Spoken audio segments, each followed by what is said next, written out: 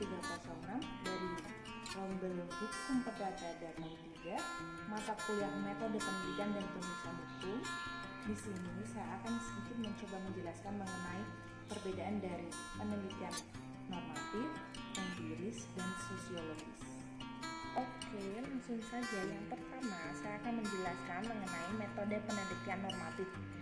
Penelitian hukum normatif disebut juga penelitian hukum doktrinal. Pada penelitian ini dikonsepkan sebagai apa yang tertulis di dalam peraturan perundang-undangan. Selanjutnya, metode penelitian hukum empiris.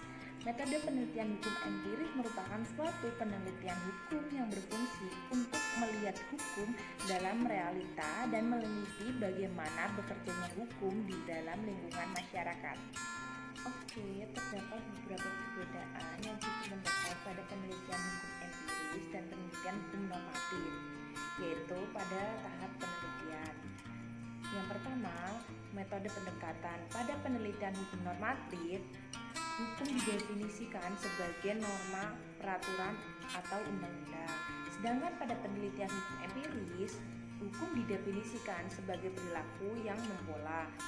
Yang kedua, kerangka teori.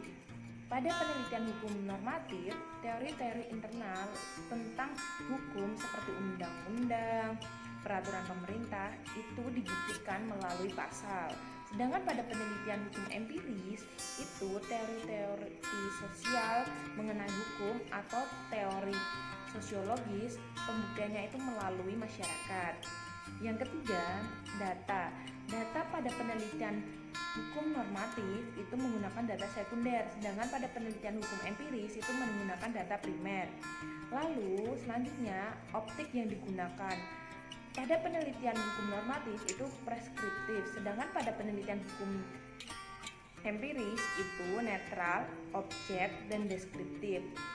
Selanjutnya, teknik pengumpulan data pada penelitian hukum normatif itu data sekunder dikumpulkan dengan cara studi kepustakaan. Sedangkan pada penelitian hukum empiris itu data primer dikumpulkan dengan cara wawancara. Selanjutnya, dasar untuk menganalisis. Pada penelitian hukum normatif yaitu norma, jurisprudensi, dan doktrin. Sedangkan pada penelitian hukum empiris yaitu teori-teori sosiologi hukum, antropologi hukum, psikologi hukum, atau teori-teori sosial. Yang selanjutnya itu logika berpikir. Pada penelitian hukum normatif itu deduktif, sedangkan pada penelitian hukum empiris itu induktif. Lalu pada tujuan penelitian hukum normatif itu membuat keputusan atau menyelesaikan masalah. Sedangkan pada penelitian hukum empiris itu deskriptif, eksplanatif, prediktif. Lalu yang terakhir itu perbedaannya pada bentuk analisis. Pada penelitian hukum normatif itu logis normatif, silogisme, dan kualitatif. Sedangkan pada penelitian hukum empiris itu kuantitatif. Metode penelitian sosiologis merupakan penelitian tentang studi empiris untuk menentukan teori-teori mengenai proses terjadinya dan mengenai proses bekerjanya hukum di dalam masyarakat.